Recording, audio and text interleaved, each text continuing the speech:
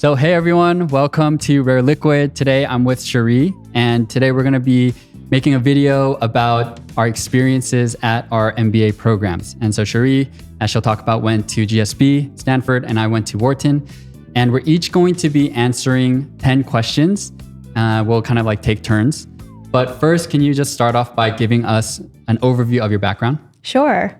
Hi, everyone. My name is Cherie. I'm originally from the East Coast. I was born in Brooklyn and I grew up on Long Island. I went to Barnard College where I studied computer science. I graduated in 2017 and I moved all the way to San Francisco where I worked at LinkedIn on the notifications team and also LinkedIn Learning where I was a product manager. You guys might have seen some of my content because I'm a content creator, mostly short form on Instagram, but I also have content on YouTube as well. My sister and I have a podcast called Tiger Sisters where we talk about all things in our life, career related, lifestyle related, and anything that you're looking for the internet's big sisters and career mentors. Awesome. And a lot of you guys might already know me, but my name is Ben. I went to UC Berkeley, studied business and minored in creative writing. Worked at JP Morgan as an investment banking analyst for a few years, then started a fashion brand for 2 years. That was my little venture into entrepreneurship. And then I went to Wharton for my MBA recently. And we both recently graduated in 2024. In June. All right, so our first question is about the culture of our programs because every MBA program is actually very unique and different. So Cherie, can you first start off by explaining what Stanford's culture is like? Sure. Stanford GSB, it's known to be one of the more touchy-feely schools. It's the school where it's the most vulnerable. So there are a lot of classes that obviously not only talk about like accounting and finance, but at Stanford, there's a lot of emphasis on who you are outside of the classroom, who you are outside of the professional world. There's a really famous class called interpersonal dynamics where you literally sit in a circle with your training group and you talk about your feelings for close to like 5 hours. And this is it's a really famous class, but it showcases how Stanford really focuses on more of like the emotional intelligence side of things. So one class is 5 hours or? It's once a week and you have like lecture in the beginning and then you break up for 3 hours. There's a break for dinner, but it's a very like emotionally intense sitting in a circle with your other training group members, your other classmates, and you basically talk about how you feel about certain things. So what is like one example of something you really took away from the class where after you're going through the entire exercise, you like learn something about yourself? The biggest takeaway, and this is a concept we learn in the lecture, is that you should never cross the net, which basically is a framework to think about when you're interfacing with someone else. Like you never know what their intent is, and you should never place an intent on someone if they haven't said what their intent is.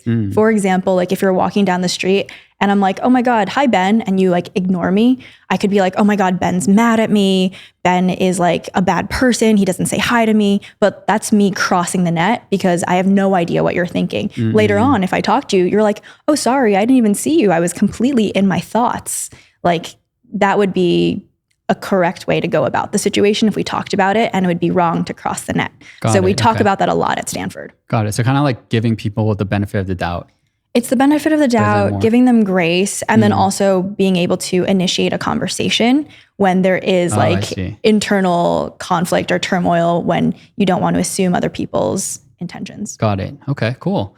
For Wharton, there are a few things that come to mind, but one that a lot of people don't kind of know about is that Wharton is kind of known as like the party school amongst MBA programs, which is kind of interesting because, you know, there's Harvard, Stanford, Wharton, or a lot of the times people think of those three schools. I think the reason Wharton has this reputation is that there are Fridays off, which means that Thursday, Friday, Saturday, and maybe Sunday, you kind of have like 4 days off in a row. So you can go traveling together a lot. And then when you have a bunch of like people who have been cooped up working really hard for many, many years in like banking, consulting, etc. They just want to, you know, have a nice time and enjoy and party and stuff like that. But of course, there's a lot more to Wharton. I think one is that, or second, I should say, Wharton is kind of known as like the finance school. There's the best classes I do think revolve around finance. But I also think as like a third thing Wharton is kind of known for, generally, it tries to be as innovative as possible in the realm of an MBA program. So when there are new industry trends like AI or like blockchain, etc., Wharton tries to be one of the first to like get classes or like have these centers to try to initiate programs and have like events that are around like these kinds of new topics. And so I think Wharton tries to brand itself more and more as like the innovative MBA program as opposed to like the finance MBA program. So you came from the world of finance. Did you feel like you had to take more finance classes, or are the finance classes more geared for people who are trying to break in? Yeah, that's a great question. I think there's various different levels that you can actually take, right? I actually majored in finance, even though I didn't really need to, but I just kind of naturally was drawn to a lot of the finance classes, and some of them were pretty challenging. Like I took advanced topics in private equity, and I didn't work in PE, so we were taught by someone who actually still works and is I think a director at Warburg Pincus, and so that was like an interesting class. And then there are a lot of classes that are a lot more introductory as well. Seems like we're putting our finance classes to great use now that we've graduated from business school. More to come on that. Second question. So this one is a little bit more spicy, which is, what are the dirty secrets of Stanford? Yeah. I know some of my classmates might be watching this, so hello. But dirty secrets, I would say, I mean, might be obvious to some people, but like Stanford is a very rigorous program to get into. And so the people who are applying and the people who get into the program are quite competitive. And I don't know if this is specific to Stanford, but it was very apparent in my experience, is that like, even though you're in like the classroom experience and like it can be a very like wholesome, chill, like fun time, I think the competitive nature of many students still comes out in perhaps some unsavory ways. Like one example is that we're all like in our late 20s, like early to mid 30s, like we're all grown adults now.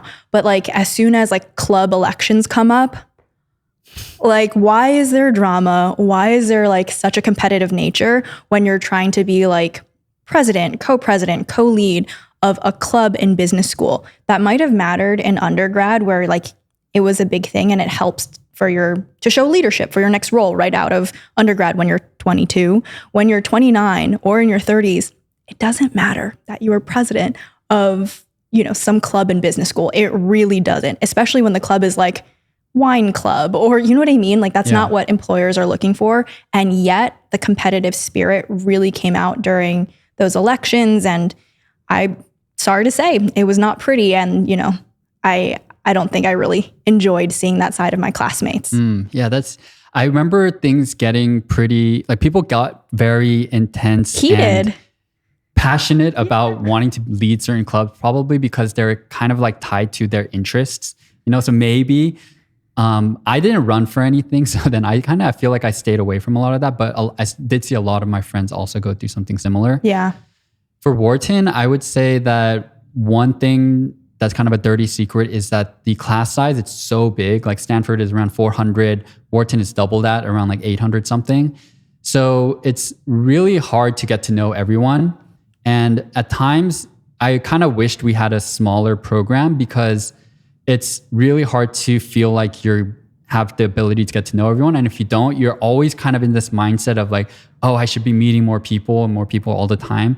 And so I would say even by the time I graduated after 2 years, I still was meeting people in my last few weeks. Mm-hmm. And I don't think that's always like, it's a good thing, because you have a large community of people that you can eventually find your type of people per se, or quote unquote. But it can also make you feel like a very small piece of like a really big class.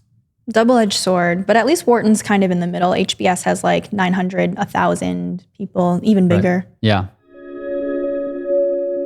Hey guys, so obviously I'm filming this after Cherie has already left, but if you're watching this video because you're trying to break into a top MBA program, then I highly recommend checking out Target Test Prep, which helps me get a 750 on the GMAT, and they are today's sponsor for the video. Target Test Prep has been helping students crush the GMAT for 16 years and covers quant, verbal, and data insights for the new GMAT focus, with 52 rigorous chapters broken into over 1,500 lessons, over 4,000 realistic GMAT problems, over 1,300 instructor-led videos, 1,200 digital flashcards for studying on the go, and live online support from GMAT focus experts. Target Test Prep is also the only company on GMAT Club with a perfect 5-star rating, and they also have the highest score improvement guarantee of 130 points. You're able to build your own customized study plan based on your strengths and weaknesses. And so if this is of interest to you, be sure to use my code rareliquid15 to get 15% off. And I'll leave information and links to everything in this video's description. All right, question number 3 is, what was your favorite class and why? Can I name 2? Yeah. So the first one, and this one's going to surprise you, it's a class called I'm Just a Bill. And it's a class that's focused on US public policy. And everyone gets a role in the very beginning of the class. So they're either a congressperson or a senator in the United States. You get your role and you have to pretend to be that role in order to push through legislation that, a senator from Washington State might push through. The reason why I love this class, and it completely caught me by surprise, is that it's not only about policy in the US, but it's about negotiation. Oh, like House of Cards. Kinda. It kind of is House of Cards, Game of Thronesy, even though it's not supposed to be. But like in the way you have to negotiate for certain bills and like you're working with your classmates, it's a simulation that like if you have a negotiation class, it's over in an hour and a half. Our simulation was 10 weeks long and you're in the simulation. So like, on weekends, people are still talking about this because they're really interested in like figuring out how they can get their bills passed. The second class that I really loved was Winning Writing, and it was taught by a New York Times editor his name is Glenn Cremon, and he was an editor for the New York Times for 37 years. And it's a very like practical, like tactical class, and it's super hands-on. And he basically helps you in every single class become a better writer. Like, how do you write like, cold emails? How do you tighten those up? If you're writing an op-ed, which everyone should do, how do you structure that? So it was the class that everyone says that you have to take before you leave the GSB, and it's called Winning Writing. Interesting. 2 classes that I wouldn't have really thought of from coming from a business school. But I think mine are actually, I also will name 2 that come to mind. One is communications. That's actually a core class, but I really enjoyed it because it was impromptu speaking. And each week you would have to do like impromptu speech. And it's just like really, really good practice for something I just normally don't do. Yeah. I only speak in front of a camera. I don't speak in front of like other people. It's scary. It's different in front of people. And on my last speech, I totally bombed it. But it was such a good lesson for me to like. And you're still here to tell the tale. Right. Yeah, exactly. The second class was taught by Angela Duckworth. She's like kind of well known. She taught Leading with Grit. And I actually do have to say that the class was kind of 50-50 on whether or not they liked her class or not. But I was on the side that liked it. First of all, she's super engaging. She's iconic. Yeah, she's like a really, really good speaker. Really funny too. And so it was 3 hours every Wednesday, but I still paid attention, no laptop or anything. I was just like writing a bunch of notes. And I just feel like I learned so much about like psychology, and she would always bring up like a lot of really interesting experiments. She gave us actual assignments to do each week. Like for example, a curiosity assignment where we would have to ask, we'd have to reach out to our network and figure out like someone to just talk to about just our being curious and asking them anything. Oh my God. Who did you reach out to? The co-founder of Phil's.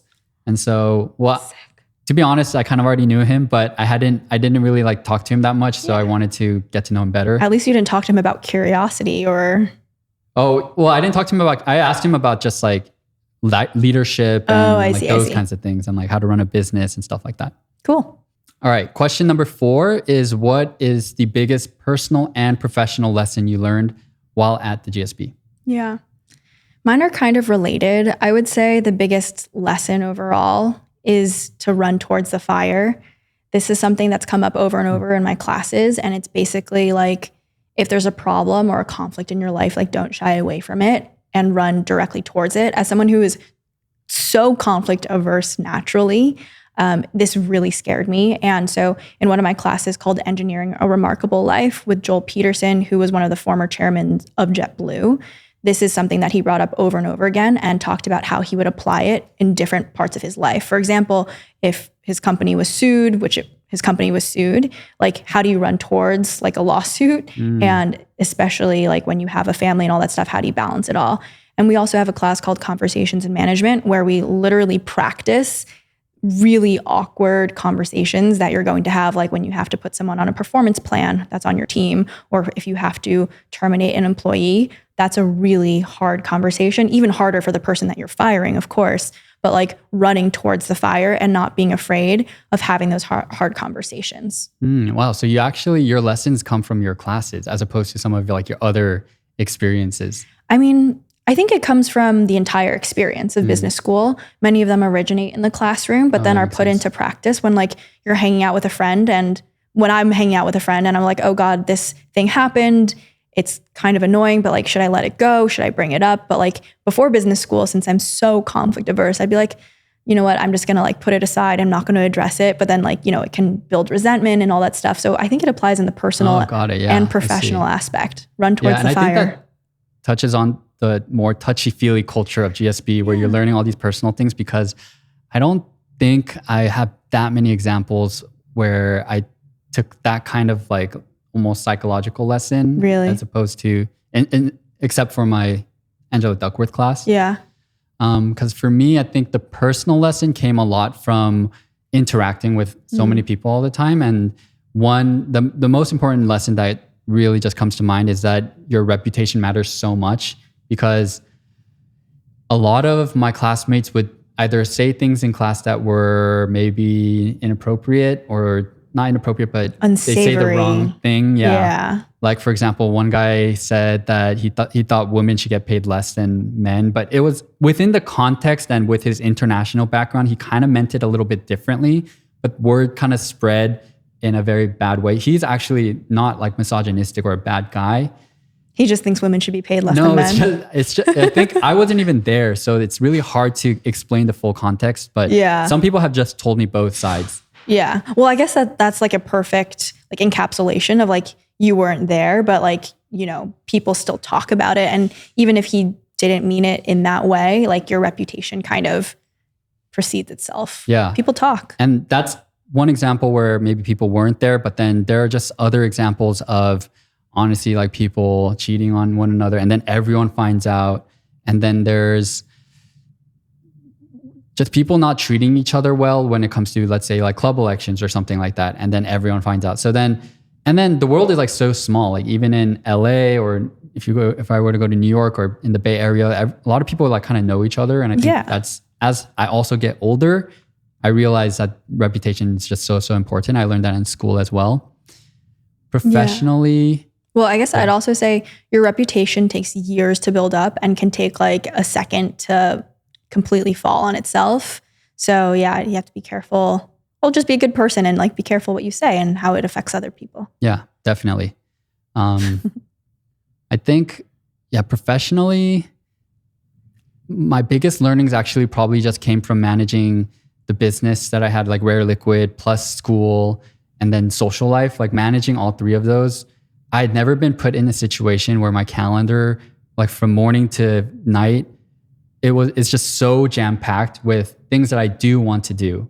And like figuring out how to prioritize constantly every single day, whether it's like going to a guest speaker, like Rainn Wilson came, for example, but then I had to go to my class instead. So which I didn't want to ditch. Well, what did you choose? I chose to go to my class. It was Angela Duckworth's class, so I didn't want to miss it. But there's things like that. There's like wine nights happening on like a random Tuesday or Wednesday. There's like tennis. I wish I like picked up golf. Like there's like a bunch of things that you can do, and you have to just really, really be sharp with prioritizing your time. Yeah. And so I think professionally that's helped me now a lot as well. Could I ask a follow-up? Sure. Going into business school, did you have an idea of what you would want to prioritize? And is that what you turned out to prioritize? Going into school, I wasn't even sure if I was going to finish the program because I had rareliquid running. Right. But I met my classmates and I really, really liked them, especially because I was in this dual degree program for international studies and MBA. And I was in the cohort of like 70 people. And they're from all over the world. And it was just really fun meeting them. And I was like, I could see myself getting to know these people over the next 2 years. And so when I went in, I was kind of prioritizing my business as much as I could and trying to not go to as many like school stuff as I could. And then towards like my second year, I let go of my business a lot. I was like, I'll just try to make money later, like make content later, etc. And so I kind of shifted a lot of my priority towards trying to enjoy the experience more. I love that. Yeah. How about you? I should have known this question was coming back to me. I made a list going into business school, I think maybe in the first 2 weeks, and we had some orientation programs that encouraged us to do this. They're just like, what are your big rocks? What are your pebbles? And what are your sand? Have you heard of this? No, but I think I get it. Yes, Yeah. exactly. So if you have a cup and you could fill it with like 3 big rocks, what would they be? And if you choose what those are and you put them in the cup, and then you have some pebbles that can fill up the remaining space, what would that be? And for sand, for all the remaining space outside of those, what would it be? And so I think for my big rocks, like I was really invested in my content career as well. And I knew that if I had dropped it, I would regret it.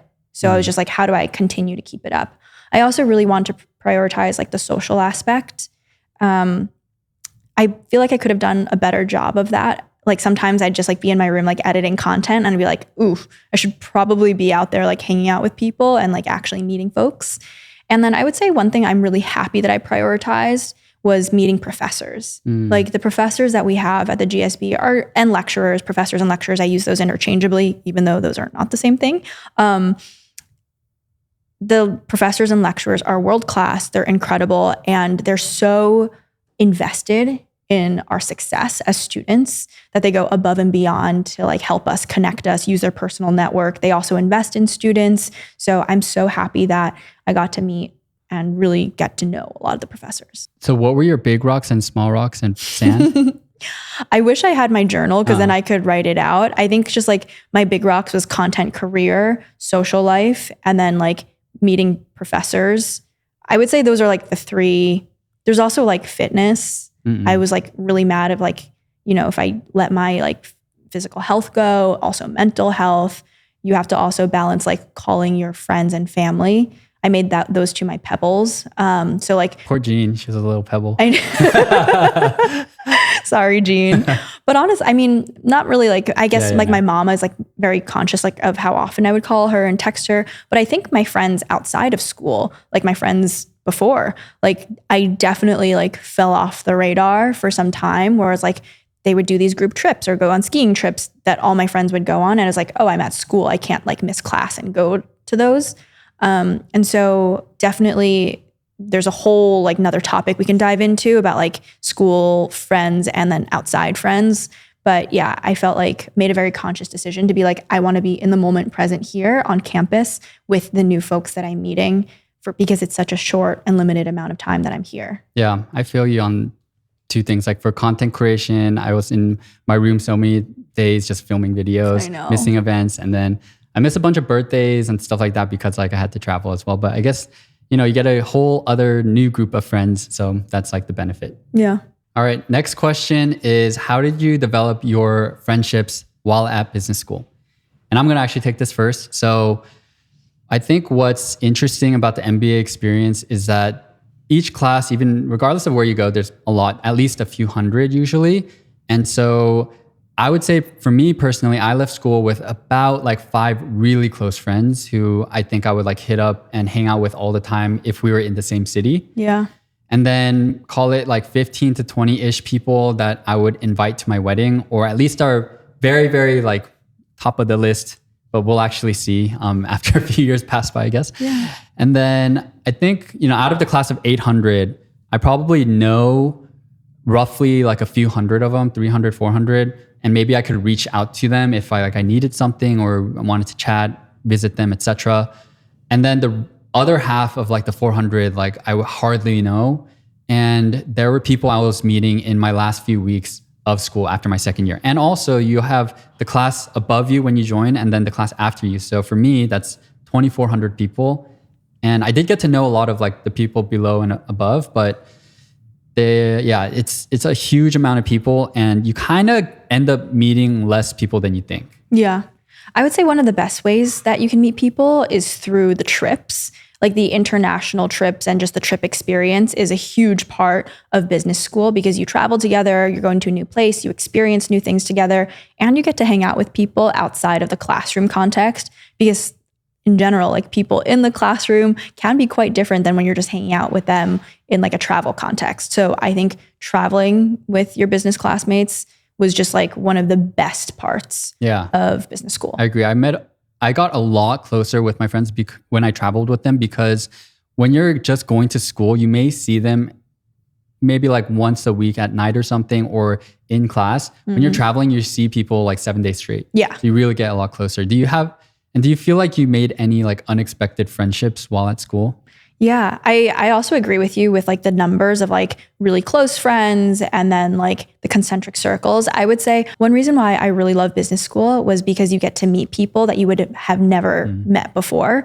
And one of my closest friends, he's from Nigeria, and we met on our first day of school. We're in the same section, but I think just like the international component is really special as well. Okay, next up. The question is, how would you describe the dating culture / scene at business school? This is a spicy one. I bet this is what everyone's wondering. I think it's interesting. Going in, I thought that business school would be a place where you could like find or meet a partner. A lot of people that I've talked to, like my VP at work or directors or people who have gone to business school, literally like have married someone who was in their class. So I'm like, oh, that could be something that could happen because I went in single. Technically, I left single as well, but I think the business school experience is interesting, especially for my class, because coming out of COVID, I think people were already in very serious relationships. I went into school, like I think 27 years old, 28 years old, but I think in our late 20s, people came in with partners. Many people got engaged while they were at school. So I think there was a lot less single people than I had thought there would be. People were booed up. So yeah, I think dating in general is a little bit strange at business school, I would say. Yeah, I think totally same experience here too. And I think in terms of a lot of people already being in relationships, sometimes especially like the good ones, because that's why they're in relationships, right? Because they were able to. Is that a diss? Well, I was single too. So not really a diss. We're on the same page. But you dissed yourself. Sure. But anyway, what I meant to add on was I totally agree. And I think the dating culture at Wharton, another thing I just want to add is that similar to what I talked about earlier, you have to also be very careful with your reputation. Because for example, there's like a person I know who kind of was known for asking out too many people. And then so like word kind of spread, and that was like his reputation or her reputation, who knows. And then there was one guy actually who I thought approached things really interestingly, he was like, I'm not dating anyone at Wharton. And then another person who was just like super, super careful. So like, I think there's a lot of different ways to approach dating in MBA. Yeah. I heard like some advice from MBA 2s to MBA 1s is that you're not supposed to date anyone your first quarter because everything's getting settled. People are establishing themselves and their reputations. And so if you just sit tight the first quarter and not date anyone and just like kind of let the pieces fall where they are, as you get to know your classmates, like that's a very wise strategy. Yeah, that actually makes a lot of sense because there were some people who I met in the beginning of first quarter and I was like, oh, they might be interesting. And I got to know them over the course of a year. I was like, oh my God, these people are awful. Oh no. So yeah, cool. Next question is, what was the most cool or unique, interesting experience you had during your MBA? During my time at the GSB, I started a podcast. So I moved to long form content. I'd mainly been on short form content. And as part of my podcast, I started interviewing alumni. And I think the coolest thing is connecting with the alums who have like such a dedication to students, uplifting them and helping them in any way. And so I interviewed a couple of amazing alum like Nicole Quinn, who works at Lightspeed Ventures, a VC fund, and also Roloff Botha, who is the managing partner of Sequoia. And they were just so gracious with their time. And it was just such a cool experience that they were so willing to help another student out. And so that was awesome. What do you feel like your hit rate is? Like if you send an email, is it almost like weird if they don't reply as a Stanford GSB alumni? my success rate in terms of getting someone on the podcast is pretty high because usually I meet them in person and I'm able to make the ask in person, which really helps. For example, if there's like a guest speaker who's an alum who comes and speaks, I introduce myself after class, and that's like a really nice warm connection. I did ask the CEO of YouTube, who said yes in person, and then for scheduling reasons was not able to make my podcast. So that was a bit tough, but I guess he is the CEO of YouTube and might be very, very busy. So I would say it's usually pretty high if you say hello and hi in person. Dang, maybe I should have asked more guest speakers, but I ran after them after that's great that you were able to do that. I would just watch and think about it, but I'm like, whatever. Yeah. You still can reach out to them. I got to run towards the fire. Run towards the fire, Ben. But for me, I think a really cool / fun event is probably one called Fight Night. And it's like a really odd experience when I explain it. But basically, there are MBA students who train for, I think, 3 to 6 months for boxing. And then Wharton fights like the other grad program representatives for like Penn Law, medicine, etc. And then it's like in a ring in our gym, in our huge gym. And then all of the attendees are wearing suits, tuxes, nice dresses. And then you're just like watching these people who are your classmates kind of like fight each other. It's all for charity and you raise a bunch of money and stuff. It sounds barbaric. It is. I don't think like it was as fun just like watching, that it's not like everyone enjoys like people like fighting each other per se, but more so just like you're there and it's such a spectacle. Yeah. I'll put some pictures up and stuff. And it's just like with your classmates. So it's fun to like cheer them on and support them. I see that. Yeah. So it's like just a very unique experience you're literally probably never going to get anywhere else. True. All right, next question is, what is your top tip for those interested in breaking into a top MBA program? I think people do not talk enough about the recommenders and the recommendations that you get for business school. And typically you have 2 recommenders. They can be mentors, former bosses, usually like your VPs who've overseen or seen your work in the professional sense. In order to have the best recommendations and the best recommenders, I suggest being very strategic about who you choose. These should be people that you've worked closely with before and have seen your trajectory and your growth, ideally, that you worked with them for like over a year, and they can talk about your success in the workplace and where they see your potential of going in the future.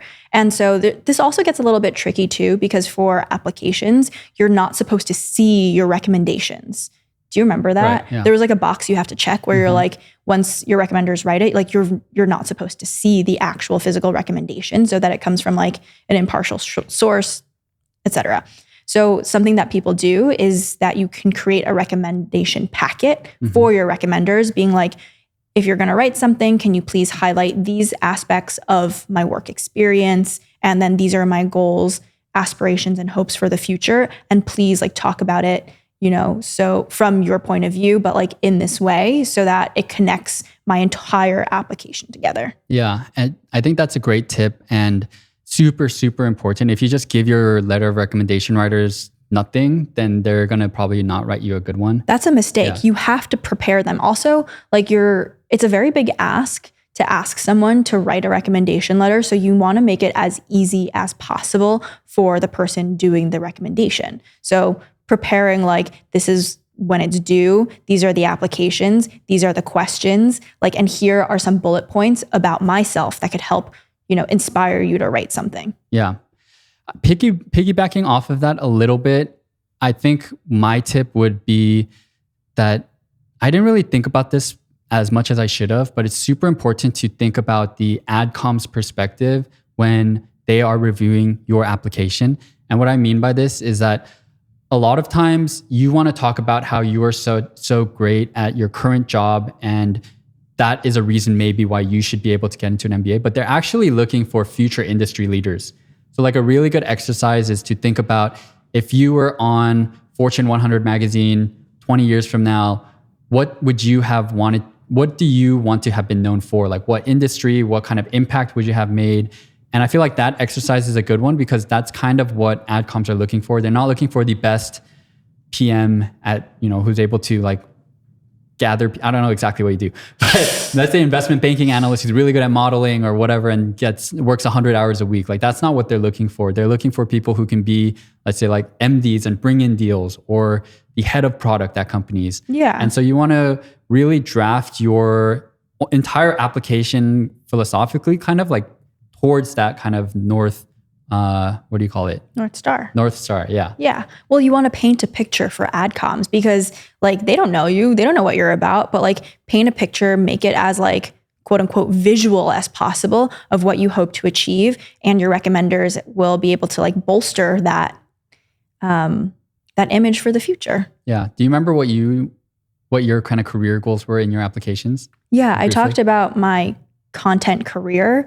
At the time, I was really hoping to start a company in the creator economy space, like helping content creators in some way, hopefully helping them monetize. It's something that like I experienced over the last like 4 years creating content and was very passionate about, and still I am very passionate about, although I've taken my content career in a different angle this time. Got it. Now, before moving on to the next question, I wanted to let you guys know about Liquid MBA, which is my How to Get Into MBA course that goes over exactly what adcoms look for in applications. We also have an essay bank, so you can kind of see what it really takes to write a killer essay to break into a top program. And I've also spoken with over 100 alumni and students at MBA programs in order to give you very, very specific, detailed advice for each of the top MBA programs. So if interested, feel free to check out Liquid MBA, and I'll leave a link to this in my description. All right, second to last question is, if you could go back in time now and change anything about your MBA, what would it be and why? When I first started out my MBA experience, I was very concentrated on the academic experience, like showing up to class like 100%, bringing my best, sitting in the front of the class. I sat in front of the class like for my whole 2 years because that's my personality and that's who I am. I was like the exact opposite. I was always in the back. I was like, oh, well, also I can't really see. So like I need to see the board. So I like to sit in the front. That didn't change, but I really wish I hadn't focused so much on the academic experience as much. Like the classes that I'm interested in, I like loved all the energy that I put into it. But for some of the classes that I wasn't into as much, I was just like, did I really need to, leave that birthday party early to like study for a midterm that like doesn't even really matter at the end of the day? Like I wish I had put less emphasis on those classes. For example, like my accounting class or my finance class, which I like got enough out of to like really make the most of it. But like, did I really need to go above and beyond there? Like, no. Yeah, mine is probably a little bit different because I feel like for academics, I put the sweet spot of like minimal energy for the classes I didn't really care about. And then I did really focus on the ones I enjoyed. But mine's really simple. I wish I picked up golf because I just got into it and so many of my friends played at Wharton. And I feel like I could have like met so many more people and gotten way better than I am now. I know it's kind of silly, but I also feel as though maybe the only other thing is maybe in my first year, not focus so much on rareliquid and my business, but then I'd be a little bit, my business wouldn't be as where it is now without that. And so I'm okay with that. Generally speaking, I feel like the MBA was like a pretty positive, good experience for me. We can play golf together now. Yeah, true. All right, last question is, how do you see your MBA fitting into your career now that you've graduated? Do you have any ideas and thoughts into how you want the MBA to kind of work for you after you made this investment into it in the next 5 years? Like, what are your thoughts? Yeah, it's hard to give like a definitive answer on this because we're like 3 months out of school, but I have a bit of an idea. So right now I am an entrepreneur. So my sister and I started our creator journey together when I graduated school back in June. And now we're focused on what we're calling our content to commerce play. And so we have a podcast together where we're the internet's career mentors and also like internet's big sisters. We give advice. That's very much like our content focus and how we want to empower women around the world. And so in addition to that, we also want to have a commerce play. Right now, my sister and I are building our matcha brand. We're launching very soon, and it's going to be a D2C play. And that's also inspired from my internship over the summer when I worked in Japan during business school. And so, yeah, I think I'm still figuring out how like mechanically or like exactly the business school degree fits into it. But I think like in building my own startup and being a founder, like very much like the frameworks that I learned in class and like how to scale a business and like what are some of the pitfalls that like founders have early on. Like those are like top of mind for me as I'm building my own business. Does it come up like day to day? No. But I think honestly, the network and like the people that I'm talking to about my business who've like helped me out so far over these last 3 months, many of them have been my classmates who are just like checking up on me and who have new ideas for me. Like, hey, I saw you're creating a matcha business. Like, have you considered this? Or you should talk to this person. Like it's come up in a very organic way, not so much like I studied A in my accounting class, so that means B, I need to like, look at these, balance sheets in this way. It's not exactly as linear as that. Yeah, I totally can relate to that, especially because it's hard to know what exact benefits will arise in the future. For me, I feel almost at times like, I didn't even really need business school. I could have just kept working on Rare Liquid, but I think it has helped me, one, just really broaden my mind just with all the people that I've met. And so personally, I think the benefits will just be like, I can travel almost anywhere now and have people I can hang out with or just get really good tips.